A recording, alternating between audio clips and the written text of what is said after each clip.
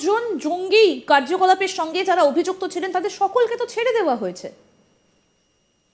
হ্যাঁ, দেখুন, এখন কিন্তু এটা অনেকটাই পরিষ্কার যে জুলাই আগস্ট মাসে ছাত্র অভ্যুত্থানের নামে যা হয়েছে সেটি একটি জঙ্গি হামলা।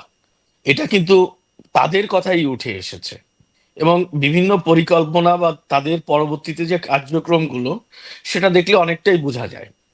দেখুন, যাদেরকে জঙ্গি অভিযোগে অভিযুক্ত করে গ্রেপ্তার করা হয়েছিল বিগত সরকারের আমলে, সেই মানুষগুলোকে 5 আগস্ট যেদিন শেখ হাসিনা দেশ ছেড়েছেন ঠিক সেদিনই তাদেরকে মুক্ত করে দেওয়া হয়েছে। বিভিন্ন জেলখানা ভেঙে বিদ্রোহ বলা হচ্ছে, কিন্তু আমার তা নিয়ে অনেকটা সন্দেহ আছে। জেলখানা থেকে জঙ্গিরা পালিয়ে এসেছে, এটা কিন্তু আমার কথা না, এটা কিন্তু তাদের প্রশাসন, এখন যারা ক্ষমতায় আছে সেই সরকারের প্রশাসন, কারা অধিদপ্তর থেকে প্রেস ব্রিফিং করেই বলা হয়েছে যে কতজন জঙ্গি ছাড়া পেয়েছে বা পালিয়ে গেছে, কতজনকে অ্যারেস্ট করা হয়েছে। হ্যাঁ, তো এইগুলো কিন্তু তাদের পরিসংখ্যান।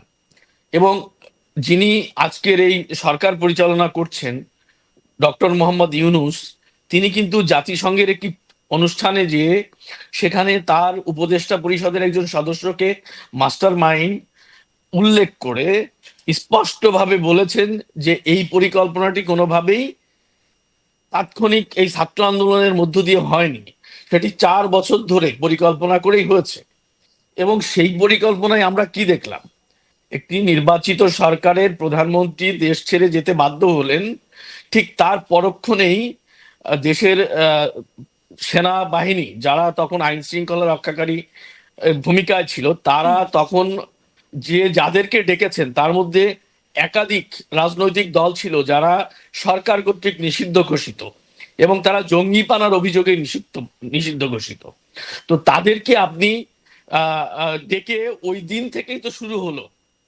তো এখন যেটি বলছেন যে আসলে শুধুমাত্র ছেড়ে দেওয়াই প্রমাণ করে না, তারা নিজেরাই স্বীকার করছে যে জঙ্গিরা বেরিয়ে এসছে বা তাদেরকে বের করা হচ্ছে।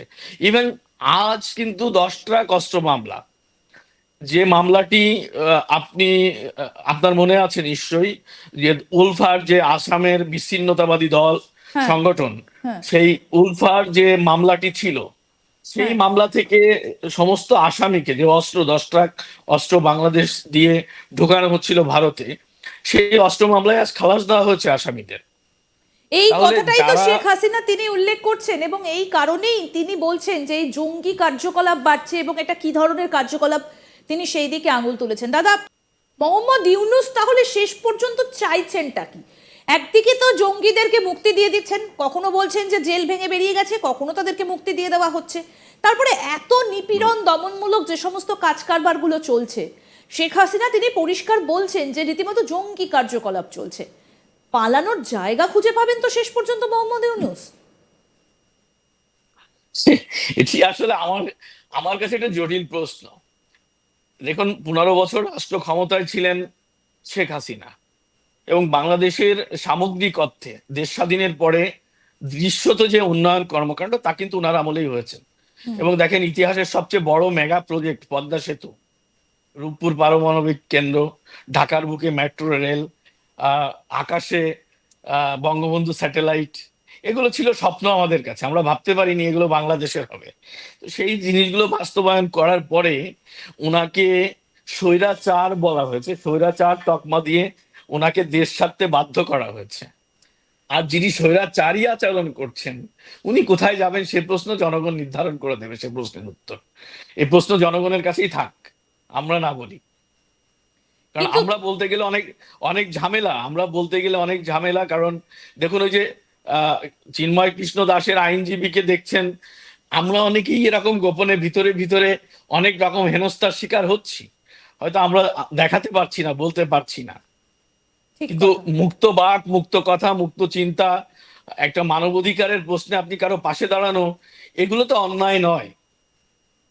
এই অন্যায়, তারা যদি এটাকে অন্যায় ভেবে এইভাবে নির্যাতন নিপীড়ন চালায়, তো যে অভিযোগ করে একটা সরকারকে তারা দেশ ছাড়া করেছে, সেই অভিযোগের সেই কাজগুলোই যদি তারা করে, তাহলে তাদের কোথায় যেতে হবে সেটাও তাদের ভাবা উচিত। ঠিক কথা।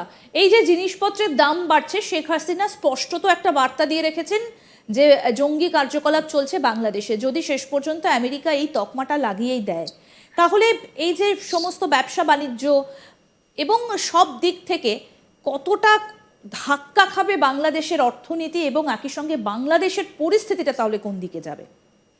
দেখুন, এটা তো হওয়াটাই স্বাভাবিক। ডোনাল্ড ট্রাম্প তার নির্বাচনের আগে একটি টুইট বার্তায় কিন্তু বাংলাদেশ প্রসঙ্গ এনেছেন। হ্যাঁ। সেখানে উনি স্পষ্ট করে বলেছেন যে বাংলাদেশে উগ্রবাদী সাম্প্রদায়িক শক্তির উত্থান হয়েছে এবং সংখ্যালঘু নির্যাতনের ঘটনা ঘটছে। এটা কোনো উনি স্পষ্ট করেছেন এবং দাবি জানিয়েছেন যে তার বিরুদ্ধে ব্যবস্থা নেওয়ার জন্য। তো সেটা কিন্তু বন্ধ হয়নি বাংলাদেশে, সেটা কিন্তু কন্টিনিউ চলছে। ইভেন ডে বাই ডে সেটা ইনক্রিজ হচ্ছে, বাড়ছে নির্যাতনের মাত্রা। তো মানুষের এই জায়গায় দাঁড়িয়ে বাংলাদেশে যদি ট্রাম্প ক্ষমতা গ্রহণের পর অর্থনৈতিক নিষেধাজ্ঞা বলেন আর আন্তর্জাতিক পরিমণ্ডলে যদি তারা এই বিষয়টি উপস্থাপন করে ব্যবস্থার দিকে আগান, তাহলে আমরা যারা বাংলাদেশের মানুষ তাদের জন্য এটা অন্ধকার দিকেই, মানে অন্ধকার দিকেই চলে আসবে আমাদের সামনে। আমরা একটা অন্ধকারের দিকেই ধাবিত হব এবং যে অন্ধকার থেকে বের হয়ে আবার আমরা বাংলাদেশকে সামনের দিকে এগিয়ে নেওয়া আমাদের জন্য খুব কষ্টের কারণ হয়ে দাঁড়াবে। সেই এমনিতে তো বেশ পরিস্থিতিতে কয়েকটা নিষিদ্ধ জঙ্গি সংগঠনের যারা বন্দী ছিলেন তাদেরকে ছেড়ে দেওয়াই হয়েছে। না, সেটি তো আমি আপনাকে বললামই যে দেখুন, 5 আগস্ট থেকেই শুরু হয়েছে এবং এর পরে তো তারা নিজেরাই স্বীকার করেছে। দেখুন, রাষ্ট্র কাঠামো সংস্কার গত পরশু রাতে এই সরকারের একজন উপদেষ্টা আছেন মাহফুজ আলম, হুম। তিনি তার একটা দীর্ঘমেয়াদী পরিকল্পনার কথা বলেছেন। তিনি বলেছেন যে ভারতের অখণ্ড বাংলাদেশ অখণ্ড ভারত থেকে বাংলাদেশকে আলাদাভাবে আসাম, ত্রিপুরা, ওয়েস্ট বেঙ্গলকে বাংলাদেশ নিয়ে উনি একটি মানচিত্র এঁকে দেখিয়েছেন। একটি অন্তর্বর্তীকালীন সরকার, যে সরকারটি এসেছে মাঝামাঝি সময় একটি নির্বাচনী ব্যবস্থার কথা বলে, বা একটি আহ, অল্প সময়ের সরকার। এবং আমরা কিন্তু জানতাম যে এই সরকারটি সেনাবাহিনীর নিয়ন্ত্রণাধীন একটি সরকার এবং সেনাপ্রধান কিন্তু তার 5 তারিখের বক্তব্যে সে কথাই বলেছিলেন। ঠিক। সেখান থেকে আজ একটি রাষ্ট্র, পার্শ্ববর্তী রাষ্ট্র, আমরা বন্ধুপ্রতিম রাষ্ট্র ভাবি, তারা যেহেতু শত্রু রাষ্ট্র ভাবে, তারা কিন্তু প্রকাশ্যেই বলছেন যে এই রাষ্ট্রকে তারা ভাগ করে বাংলাদেশে নিয়ে যাবেন। তো এটাকে আপনারা ছোটভাবে দেখলে হবে না, আমরাও ছোটভাবে দেখছি না। যে সরকারের একজন উপদেষ্টা, সরকারের উপদেষ্টার বক্তব্য নিশ্চয়ই সরকারের বক্তব্য, এবং উনি ওয়ার করেন প্রধান উপদেষ্টার সঙ্গে। ওনার কোনো নির্দিষ্ট মন্ত্রণালয় নেই, এবং ওনার বিরুদ্ধে তো এই ভাবনাটা আপনি দাদা যে একেবারে এতক্ষণ বাচ্চামো, একেবারে বাচ্চামো। বাংলাদেশের উপদেষ্টা যদি ভেবে থাকেন, এটা একদম বাচ্চামো। কারণ ভারত দেখুন, কাউকে যেমন আক্রমণ দেখুন করে আমি না, কাল কেউ আঙুল আমি তুললে কাল তাকে ছেড়েও কথা বলে না। কাল আমি একটি ভিডিও দেখছিলাম, একজন ইসলামিক স্কলার্স বাংলাদেশের, উনি ভারতে পড়াশোনা করেছেন 3 বছর। তা উনি বলেছেন যে তোমরা তো মিয়া, আমি আমাদের ল্যাঙ্গুয়েজেই বলছে তোমরা তো মিয়া ভারত থাকো নাই, আমি 3 বছর থাকছি। ভারত চাইলে 15 মিনিটে বাংলাদেশ দখল করা সম্ভব, এটা আমি জানি। তখন আমরা বললে ভারতের দালাল হয়ে যাব। উনি হুজুর বলেছেন, তার রেফারেন্সটাই দিলাম। এখন ব্যাপার হলো যে বাংলাদেশের মানুষ নানা কিছুই ভাবতে পারে, ভাবছে। এখন ধরুন, কলকাতা দখলের আলটিমেটাম দিয়ে 4 দিনে দখল করে নিয়েছে, আবার ঠিকই প্রতিদিন মেট্রিক টনের পর মেট্রিক টন চাল নিচ্ছে। কালকে দেখলাম 27 টাকা দরে আলু নিচ্ছে, 80 টাকা আলু বাংলাদেশের মানুষ কিনে খাচ্ছে। মানে ভারতকে কোন রকম গালি দিলে এদের একটা বেহেস্তে বেহেস্তি একটা ইয়ে হয় আর কি, কি বলে এটাকে, যে অনুভব হয় যে আমরা স্বর্গে আছি, তো স্বর্গ স্বর্গ অনুভব। কিন্তু বাস্তবতাটা তো ভিন্ন। ভারত তো অর্থনৈতিক নিষেধাজ্ঞা আমেরিকা কেন দেবে? ভারত যদি 1 মাস দিয়ে রাখে আটা, ময়দা, চাল, ডাল, এগুলো আর এই পাঠাবো না। গোলালু আর মরিচ মরিচ পেঁয়াজ যদি না পাঠায়, তো আমরা কোথায় যেয়ে দাঁড়াবো? আমাদের তো বাবা, মানে বাংলাদেশ থেকে অনেকেই শেখ হাসিনা পালিয়ে ইন্ডিয়া গেছে, তারা বলছে যে পাকিস্তান পালিয়ে থেকে ইন্ডিয়া আসবে, গেছে। কিন্তু পাকিস্তান থেকে আসবে। এই যে সেই যে কন্টেনারটা এসেছিল, সেই কন্টেনারে নাকি আলু পেঁয়াজ ছিল বলে কেউ কেউ দাবি দেখুন, করছেন। এখন হচ্ছে যে পাকিস্তান নিজেই তো এবছর সৌদি আরব সরকার ঘোষণা করেছে পাকিস্তান থেকে এবার তারা আহ, হজ যাত্রীদের ইয়ে সংখ্যা কমিয়ে নিয়েছে, কারণ তারা হজে যায় ভিক্ষা করতে। তো তারা ভিক্ষা করে এনে যদি বাংলাদেশ চালাতে পারে, তাহলে তো আমরা খুব হ্যাপি। তারা আমাদের জন্য এতটা কিন্তু করছে, অত্যন্ত করুক। দুঃখজনক একটা স্বাধীন দেশ তার আজকের এই পরিণতি সত্যিই খুব দুঃখজনক, কারণ বাংলাদেশ ভারতেরও কিন্তু খুবই কাছের একটা বন্ধু দেশ হিসেবে এতদিন ভারত দেখে এসেছে। তবে বাংলাদেশের এই যে পরিস্থিতি যথেষ্ট উদ্বেগজনক, এবং শেখ হাসিনার এই যে বার্তা, এটা কিন্তু যথেষ্ট বলা যেতে পারে যে খুব সুচতুরভাবে তিনি এই শব্দগুলো প্রয়োগ করেছেন, এবং এর একটা সুদূর প্রসারী ফলাফল হয়তো আমরা ভবিষ্যতে দেখতে পাবো। অনেক ধন্যবাদ দাদা আপনাকে, ভালো থাকবেন, সাবধানে থাকবেন, আবার আপনার সঙ্গে দেখা হবে, কথা বলছিলাম। বাংলাদেশ থেকে ছিলেন তার গোপন আস্তানা থেকে সাংবাদিক শাহিদুল হাসান খোকন। দাদা আপনাকে অনেক ধন্যবাদ জানাই।